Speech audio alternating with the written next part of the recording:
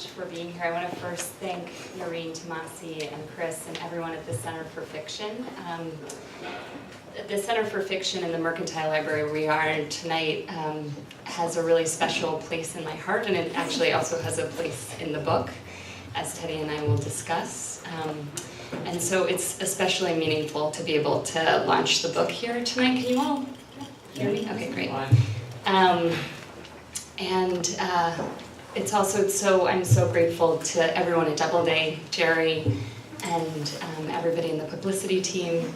And I just want to give a shout out to all of them. And especially to all of you, this day has been a really long time in coming. I've been working on this book for 6 years. And I had the idea even longer ago than that. And I just feel really overwhelmed to see so many people who are so important in my life here, and even to see a few strangers in the audience is amazing. And I just want to thank you all so much. It's a really wonderful night, and I'm thrilled. So I'm just going to read really briefly, and I'm going to read first from the very beginning of the book, and then I'm going to read a little bit from a section in the middle of the book that actually takes place here in the Mercantile Library. So because I'm reading from the very beginning of the book, there isn't a whole lot that I need to say to set it up. But I will say, for those who don't know, that it's set in the near future. That's pretty relevant. And also there's a device that's mentioned in the book that's called a meme, and there's no way for you to hear that it has a capital letter, so I thought I would just mention that. And there's also something mentioned that's called the word exchange, like the title. It's a digital database. So I'm just going to read from chapter A, which is Alice, noun, a girl transformed by reflection. On a very cold and lonely Friday last November, my father disappeared from the dictionary. And not only from the big glass building on Broadway where its offices were housed. On that night, my father, Douglas Samuel Johnson, chief editor of the North American Dictionary of the English Language, slipped from the actual artifact he'd helped compose. That was before the dictionary died, letters expiring on the page, before the virus, before our language dissolved like so much melting snow. It was before I nearly lost everything I love. Words, I've come to learn, are pulleys through time, portals into other minds. Without words, what remains? Indecipherable customs, strange rites, blighted hearts. Without words, we're history's orphans, our lives and thoughts erased. Before my father vanished, before the first signs of SO111 arrived, I'd reflected very little on our way of life. The changing world I'd come of age in, slowly bereft of books and love letters, photographs and maps, takeout menus, timetables, liner notes and diaries, was a world I'd come to accept. If I was missing out on things, there were things I didn't think to miss. How could we miss words? We were drowning in a sea of text. A new one arrived, chiming every minute. All my life, my father mourned the death of thank you notes and penmanship. The newspaper, libraries, archives, stamps. He even came to miss the mobile phones he'd been so slow to accept. And of course he also grieved the loss of dictionaries as they went out of print. I could understand his nostalgia for these things, the aesthetics of an old Olivetti, a letter opener, a quill pen. But I dismissed him when he'd spoken darkly of vague consequences and the dangers of the meme, when he'd lectured on accelerated obsolescence and Ouroboros and foretold the end of civilization. For years, as he predicted so much of what eventually came to happen, the attenuation of memory, the ascendance of the word exchange, later the language virus, no one listened, not the government or the media or the publishing industry. Not my mother, who grew very tired of these plaints. Not me, even after I went to work for him when I was 23. No one worried about the bends we might get from progress. We just let ourselves fly higher up. Well, not quite no one. I later learned that my father had conspirators, those who shared his rare beliefs, but I didn't find them until after the night he departed, or in fact, they sort of found me. So I'm going to stop there for the beginning section, and then I thought I'd read just a little bit from what's closer to the middle of the book, and you do need to know a few things about this section as a result. One is that the guy who goes missing in the very beginning, whose name is Doug, he's unfortunately still missing a few weeks in. And his daughter, whose name is Alena, is convinced that there are some clues for finding out what happened to him here at the Mercantile Library. Another thing that seems relevant to mention is that in the few weeks since he's been missing, a contagious word flu has started spreading throughout New York City, and obviously started to make people pretty anxious. And then the last thing I'll mention is just that the interaction that Alena has with a mercantile librarian is not like any interaction that I've ever had with any mercantile librarian. She's not based on a real person. Okay. Oh, and the last thing is that it's set at the beginning of December. The city had changed for the holidays. As I passed the Rockefeller Center Christmas tree and glyphs of Rockettes, mothers towing toddlers to cafes by their mittens, windows graffitied with spotty snow and wreaths, and shoppers strolling arm in arm down Fifth, it was possible to believe for the length of my walk that everything was fine. I stopped for a hot dog at 47th Street. "Here's your dog doll," the vendor said. "Keep smiling."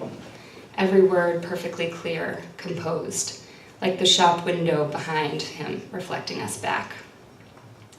There was no mistaking the Mercantile Library. Its name was chiseled right into the stone, below the bank of third-floor windows. 2 carts of marked-down books were on sale outside, and an urn carved above the door seemed hopeful to me then, a symbol not of death, but immortality, the timelessness of words. As I stepped into the warm, dim anteroom, any mantle of worry lifted. Unbuttoning my coat, I walked past a pair of leather couches, a wall of books. At the reference desk, my eye caught a sign mentioning meetings of societies for Proust, Trollope, Musil, Johnson. I thought of Doug, and in that moment, the thought made me smile. But the librarian didn't seem amused. "May I help you?" she asked coolly, tapping her seal-slick hair. Pretty pale hands extruded from dark cardigan sleeves. I'd forgotten the Merc was a private library. I tried to keep smiling. When she asked if I was a member, I thought my lie sounded almost sincere, and at least she didn't ask me to repeat it. But she wanted to see my card. When I patted artlessly at my coat, she asked, unbending, for ID, indicating their registry. A large wooden cabinet with tiny drawers, a card catalog, I later learned. "I don't have that either," I said. Her mouth scalloped in a scowl. But when I explained that I'd just given up my meme and hadn't got around to procuring a new form of identity, she sighed and slid a clipboard toward me. "Don't forget next time," she said. So I think I'll stop there. Thank you.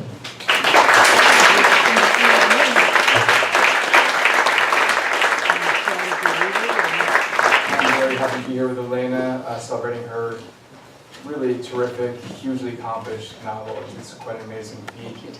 I'm just going to ask her a few questions, then we'll turn over to the crowd, and then I'll play a few show tunes on that piano. Dance on top of it. The first question, you described this word flu, that it renders people aphasic and they can't speak so easily. How did you come up with this idea, and why did you choose to have this language virus become the centerpiece of your book? So I always knew that the book would begin with a disappearance of someone from an actual dictionary office and also from the book. But in some ways his disappearance was his figurative disappearance started years before that. Because he's a lexicographer, so like many of us who work and have worked in publishing, he was becoming increasingly obsolete. And for all of us, our relationship to media and media consumption has changed really dramatically over the years. And with the with digital databases that consolidate all of the holdings of one kind of thing, music or film or books or news. That's really disrupted those industries. And with a lexicographer protagonist, I was interested in kind of applying that model to words and taking it to a logical extreme. So that's why I created this database, the Word Exchange, which is a digital database of language. Can you guys hear me? Keep oriented. Okay. Thank you.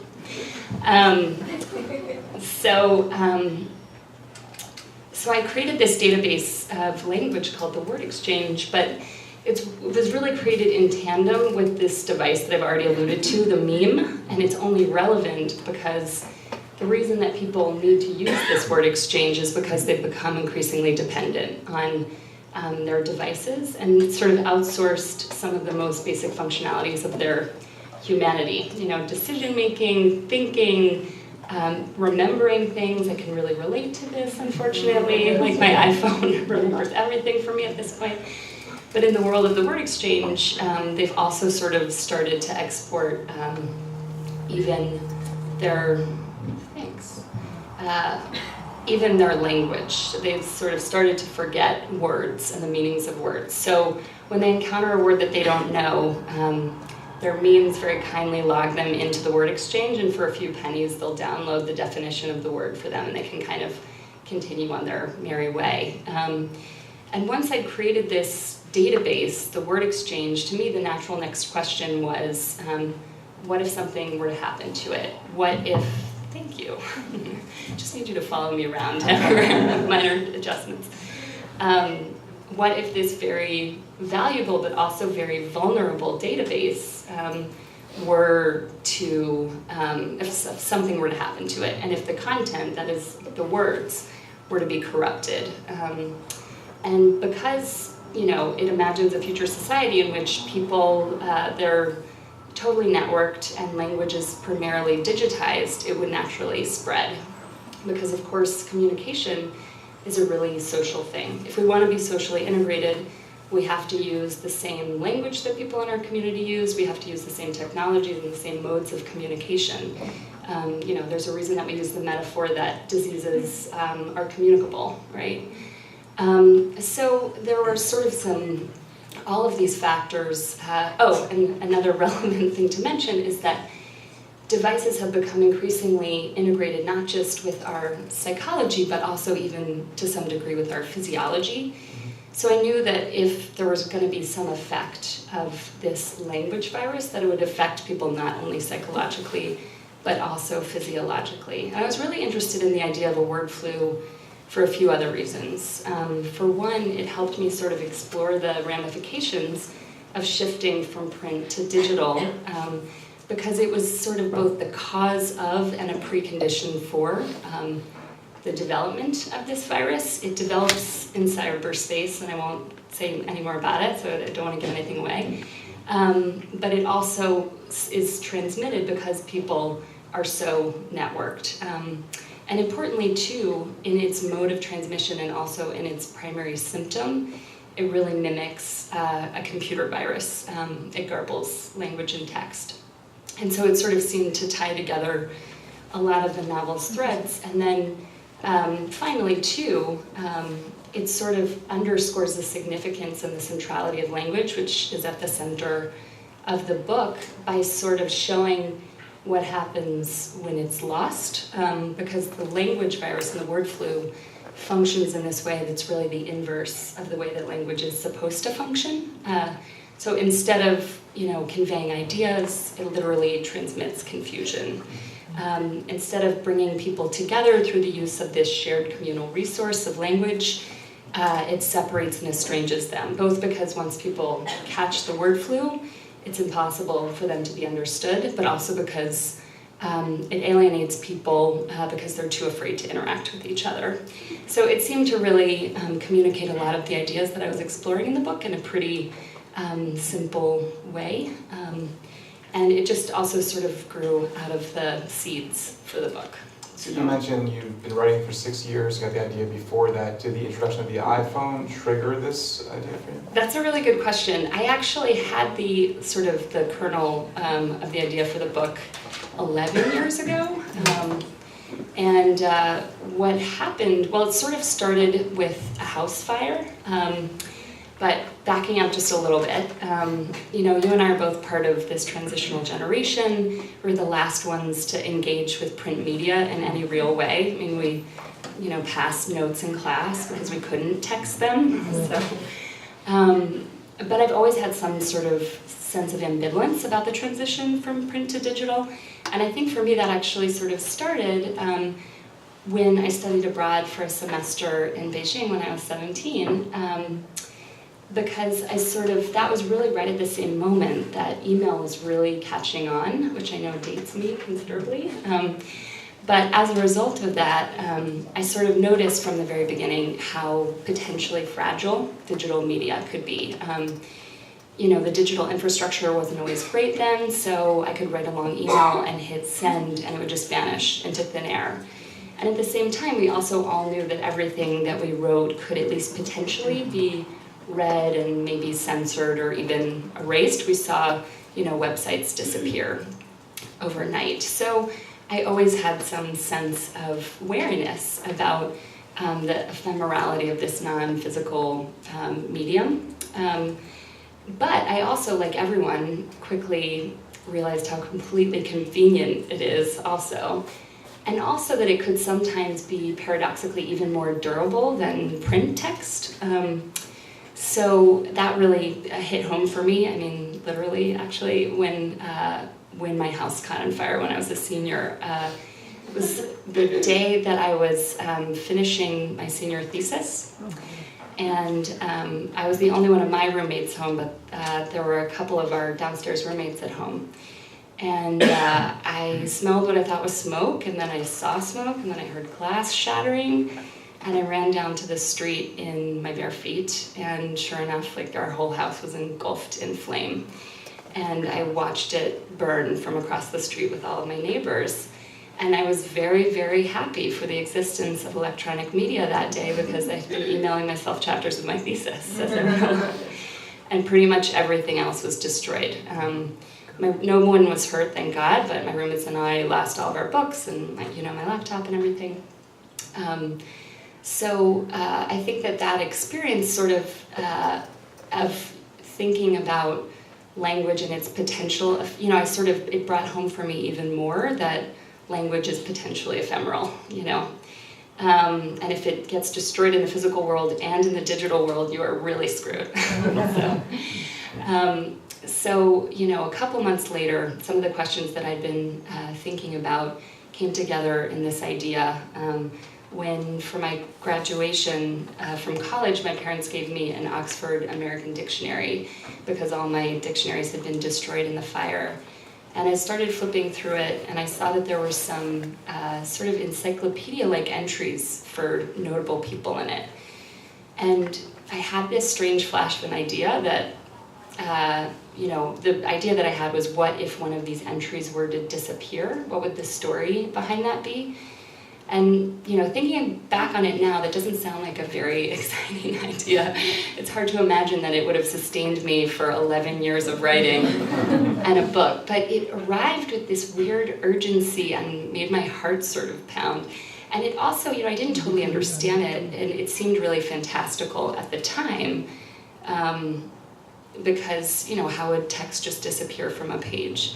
But as you mentioned, I didn't start writing it for another 5 years after that. And I knew how I wanted the book to begin with this disappearance. But when the iPhone and the Kindle were introduced just a few months before I started writing the book, and our relationship to devices and to technology had changed so dramatically in those intervening years, all of a sudden it really didn't seem at all fantastical, the idea of disappearing text. And in fact, there was sort of a famous, I think, incident with Amazon where they accidentally were selling digital copies of the book 1984, of all things, that they didn't realize they didn't have authority to sell. And as soon as they realized it, they just deleted them from everyone's Kindles, even without any sort of explanation. And I think that it really freaked a lot of people out because it just reminded us that this space is so provisional and potentially vulnerable. So that was a really long-winded answer to your question, but I do think, yeah, in some sense, even though the idea came to me before we really had the kinds of devices that we have now, it wouldn't have evolved and turned into what it was without those devices evolving in the way they did. So other than watching house fires, what sort of research did you do? And what was, there's a lot of philosophy in this book, obviously about language too. And what was the most surprising research you found? So it was really a combination of interviews and a few site visits and reading. I read as much as I could about lexicography, but there are a lot of things that you really can't find out unless you actually go to dictionary offices and talk with lexicographers. And I was really fortunate early on in the process to have the chance to go to the Oxford offices of the Oxford English Dictionary, and the longtime chief editor there, whose name is John Simpson, was so kind and funny and gracious, and he met with me for hours and he showed me all around the offices. He showed me the front and the back end of their digital corpus, which is pretty relevant to the book. You know, he also made an important introduction for me here in New York. The wonderful lexicographer Jesse Scheidler, who I think is in the audience, also very kindly met with me in the New York offices of the OED, where he's an editor at large. And you know, the insights that they both offered were invaluable. I couldn't have figured out some of the things that made their way into the book without them and talking to them. And Jesse also, I mean, what a mensch. He read huge sections of the book very late in the process and offered incredible feedback that, you know, helped me make the book a little bit more accurate. I also talked to two incredibly brilliant scientists who helped me develop the devices that are in the book, and then the attendant. There are actually 2 language viruses, just to make things really complicated. And so I talked with a wonderful neuroscientist who also happens to be a doctor and a classically trained composer, and his research focused on the auditory system. So because of that, and thinking about how he processed sounds, he was really helpful in developing the first device called the meme with me, and from there I sort of put together the first word virus, which is actually just a backfiring of the device. And then I worked really closely with a cancer geneticist whose research is very much at the forefront of his field, and he was able to point me in the direction of resources on biological computing and artificial intelligence and machine and human interface that I never would have found on my own. And he also just spent countless number of hours helping me develop both the other device and that virus. So those two, all of those resources were just incredibly important to the book. And then I also interviewed a lot of people for this book. I interviewed a guy who is an urban explorer, and he's done a lot of spelunking underneath New York City. Really amazing guy named Steve Duncan. And a lot of the book actually takes place underneath New York City.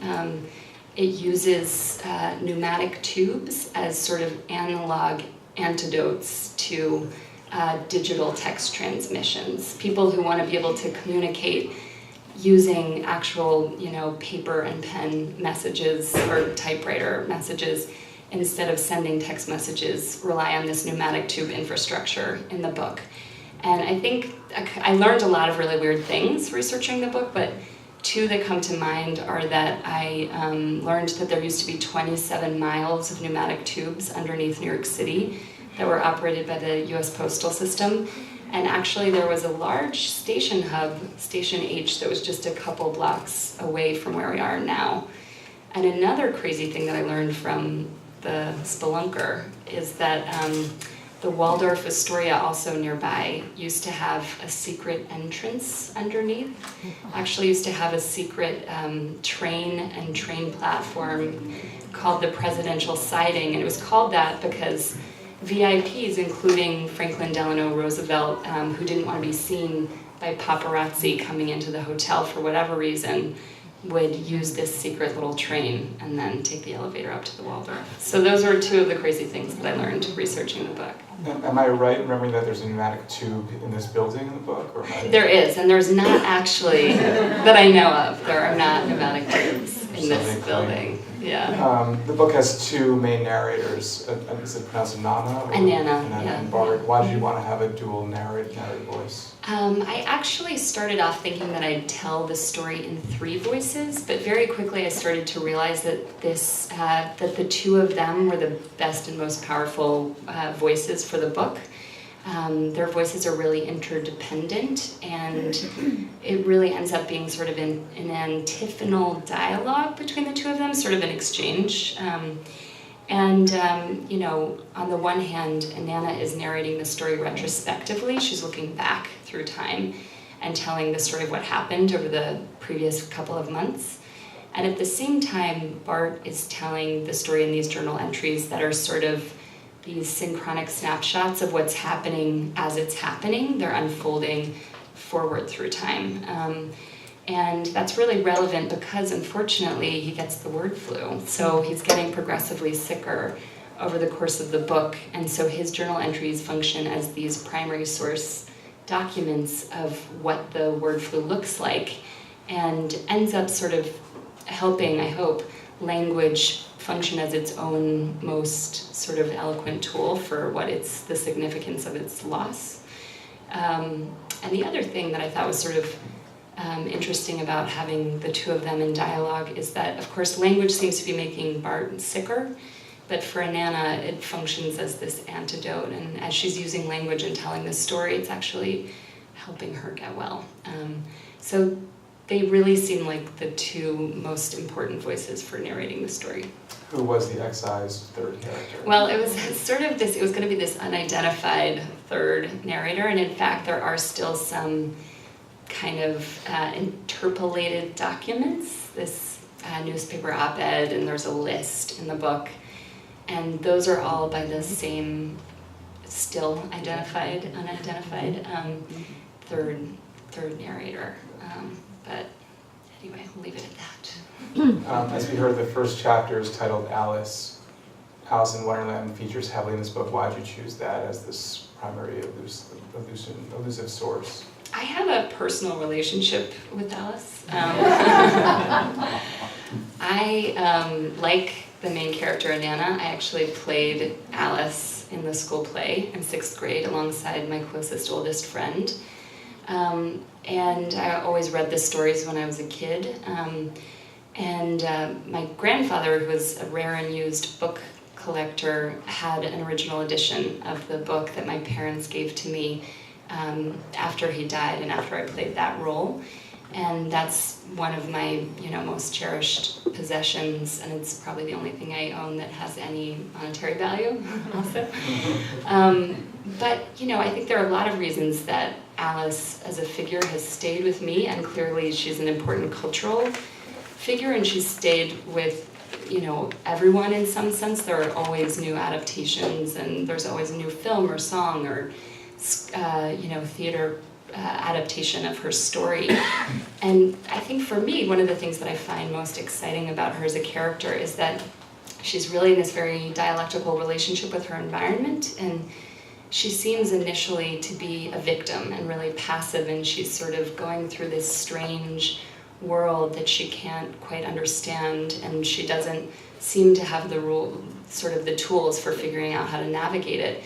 But what's remarkable is that through her inventiveness and her creativity and her flexibility, she's able to learn the rules of each successive part of the world and navigate her way through it that way. I mean, also she's just dreaming, so maybe it's that. But, I think that idea really resonated with me because that's also true of this character at the center of the book, Nana. She starts off seeming pretty helpless and unsure about her circumstances, and certainly once her father goes missing, she doesn't really know how to navigate this confusing world where less and less makes sense, literally. but she figures out how to learn the rules of this world and make up her own rules and make her way through the book. And there's another piece that was sort of relevant, which is the way that language is treated in Alice in Wonderland, and through the looking glass. And actually there's an epigraph in my book that's taken from an interaction that she has with, I think, Humpty Dumpty, about how we can make words and language mean whatever we want them to mean. And I was really interested in that idea of what if some select individuals decided that they could try to co-opt this tool that only works because we all share in the work of using it and learning it. So that's, I think, why the Alice thing is in the book. And so the book is set in the near future. Everyone's addicted to these memes, which resemble a certain device that most of us have. A company is kind of monopolizing and taking over media and the linguistic landscape, much like another certain company is doing. How far off do you think we are from this world that you live in? And then do you feel like you have anti-technological impulses, or do you embrace it somewhat? Or? I mean, I think in some ways the world depicted in the book, there are some alarming similarities. We're always hearing about threats to libraries and bookstores and how they're closing, and studies showing that we're reading less than we've ever read before, reading books less than we've ever read before. And of course devices are evolving all the time, sort of in the direction that we're just talking about, and having more physiological effects and not just psychological effects. But all of that said, I really don't think that this book depicts a reality that we're headed towards, per se. I mean, I think people will always keep reading books. And I also, think that the internet is amazing, and I love it. And I'm as, attached to my devices as anyone, and scramble with friends and love it all. I think researching the book really didn't make me afraid of technology, but it did make me a lot more aware of it and what's happening and the possibilities, but also the potential things that could be lost if we become too dependent on our devices. And I certainly noticed I'm trying to notice more and more the things that are changing for me, that I've noticed changing, especially with respect to my attention, not just to the people in my life, but to my own thoughts. And I've noticed myself sort of yielding some of the functionalities that I really once considered most central to myself, decision-making and creating things and analyzing them.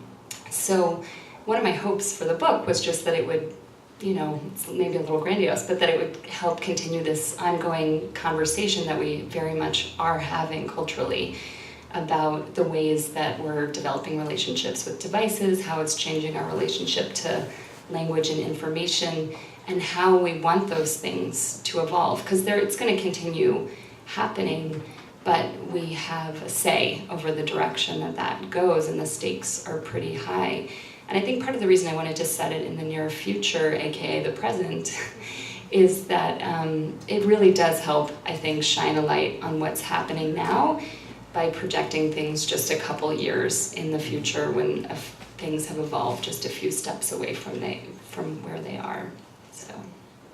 And then the last question I'll ask before I turn to the audience is, as we heard, much of the book is set at the Mercantile Library. Did you just do that so they'd be forced to host this? How did you know that? I've been planning.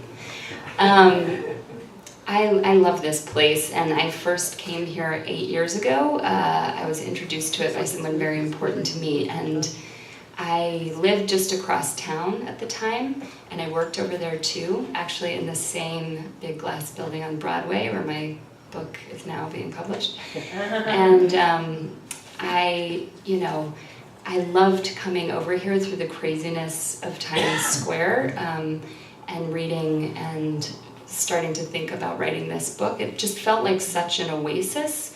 It sort of felt like stepping into a book. I couldn't really believe that it was real. It feels sort of so anachronistic in the most wonderful way. People are just here reading, talking about reading, meeting in literary societies. It's incredible.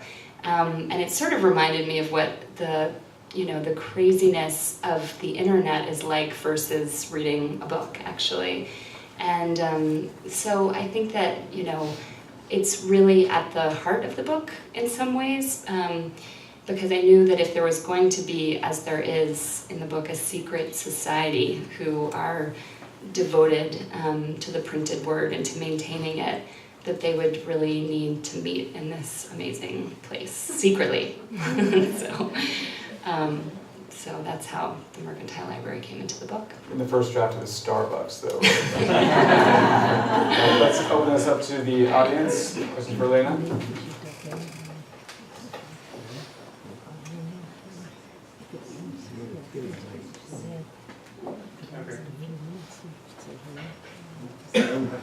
Hi, Glenn. Hi, Alena. Congratulations. Thank you very much. It's really exciting to hear from about this book. You read from it. And I was wondering, it seems that the idea that language could be a sickness, of course, that has a certain historical path with Burroughs, but very recently with Karen Russell's new book, with Ben Marcus's book, with Plain Alphabet, it seems like it's something that's particularly catching in fiction writers. And I'm wondering if you feel like that's an anxiety that's sort of floating in the culture in general, or just among fiction writers? That's really funny. I think, obviously there's a central device in the book called a meme, and historically the idea of a meme is an idea that sort of gets passed around the culture in the same way that a gene is sort of transmitted. And I do think, you're right that this idea of a word flu in particular, or the idea of an infectious language virus, it seems to really be freaking a lot of fiction writers out and a lot of other people. But I've always been really fascinated by the ways that people sort of seem to come to different conclusions about the same things, or they can come to the same conclusions around the same time. I mean, famous examples of that are like calculus, or theories of evolution, or social media platforms. I've noticed too that in terms of literature and works of art and expression, that sometimes things come in a cluster. And clearly we're having like a word virus cluster right now, and it's been really interesting and exciting to read other examples of people's work on that. So.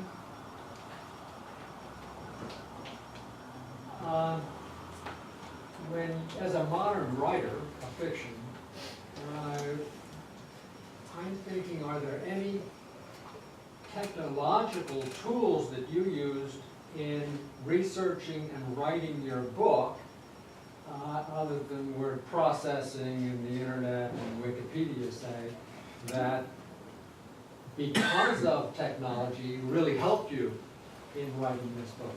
That's a great question. Did everybody hear that question?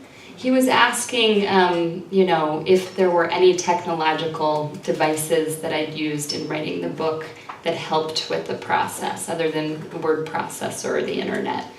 The short answer is no. But I will say that when I started writing, I always wrote longhand. Not just through high school, but even when I started in graduate school, I was really devoted to the idea of being a real writer and having that everything just be written by hand. And I also did notice that the kinds of creativity that I had, the kinds of word associations, were really different when I was writing by hand than when I was writing on a screen. And I don't know if that was my imagination. I think that it's ultimately finally shifted over a little, but I think that there may be something to the fact that the fine motor skills are so close on the cortex to the language center, and that you do have a very different kind of creativity when you're writing than when you're typing. And you just think of things a little differently, or I do. And I think the same is true for reading, that I read really differently when I'm reading a book than when I'm reading on a screen. But, that said, I do think, to sort of answer in the affirmative, someone gave me a Kindle after I'd finished the first draft of the book. And I was really grateful to have it, because I don't know that I would have bought it for myself. And that was really helpful for research reasons, just for understanding how they work even. So I don't know if that... What about you, Teddy? Have you noticed anything like that? I got an e-reader from a company, I won't say which one, recently. And I have to admit, I like it a lot. I shouldn't be saying that here, but yeah, I've noticed, I think clearly the big thing that's changed for a certain class of Americans in the last 10 years has been the internet and internet-enabled devices. There's been plenty of other huge geopolitical changes, but it's sort of a change that you wake up with and go to sleep with, and that affects you throughout your day. So I feel like that might be a reason why everyone's focusing on this, to answer the first question. And secondly, I think it's just really disruptive to people's focus. Mm-hmm. You know, the more you engage with this, even to sort of dip your toe in the pool and see how it works, it's inevitably addicting, and it does start sort of hurting your ability to focus. I was at an artist colony recently for about a month, which Alena's been to as well, and there's no internet there, and I wouldn't take my phone with me to the cabin that I worked in. You're better than me. I totally took my phone. I did it the first week I did. But that first weekend when I did so, I was finding myself compulsively reaching for it because that's the only stimuli I had available. And once I stopped doing that, I was a little bit more bored at times, but I found I could sustain concentration so much more easily. Yeah, absolutely. I agree with that. And actually, we talked about this in the pages of the New York Times, no less. But I find that I, as much as I love the internet, probably because I love the internet, I can't be on my devices or on the internet when I'm trying to work. So for every day, I just try to get up as early as possible, sometime between 6 and 7, and I just try to work straight through until lunch, if I can, without checking email or social media, because otherwise I'm just sucked into the vortex. So. I'm very impressed by how much research you did on this book. But I'm wondering about the process. Like, did you write a draft and research after? Did you research first and then dig into write? It seems like a very complicated thing to keep the research from dominating your imagination. Yes, well put, Stephen. I don't know. I mean, I think I did it in a totally messy and haphazard fashion, basically. But I did a lot of reading before I started that I thought that I would need to do. And then I sort of tried to put it out of my mind and work and just use the research when I needed it. There's a lot of things, unbelievably, that don't actually make their way into the book.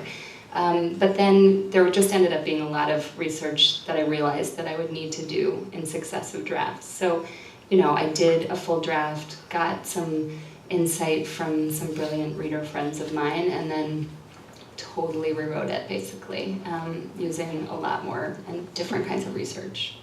So. In addition to your reading on lexicography, since with the whole concept of exchange, it's so important to think about what's coming in and what's going out, I was wondering what other fiction you were reading while you were writing this. Oh, that's a great question. I mean, right now I'm reading a lot of short stories because I'm trying to write some short stories. Karen Russell was mentioned, and I've been reading her novella and her stories, Vampires in Lemon Grove. I've been reading Ben Marcus's new collection of stories. I've just been trying to absorb the form that I'm trying to read right now. But while I was reading, I actually had this habit when I was at the artist colony that we were mentioning during the revision process. There were a handful of writers whose musicality with prose I'm a little obsessed with, and I would just read and reread sections of their book over and over again. Not only fiction writers, I read 2 Philip Larkin poems every morning, just like taking a vitamin. And I reread, I just found, for some reason, specifically Annie Proulx and Michael Chabon, who are both writers I love, but I don't know why I really gravitated towards those 2 writers when I was specifically working on the revisions for the book. So.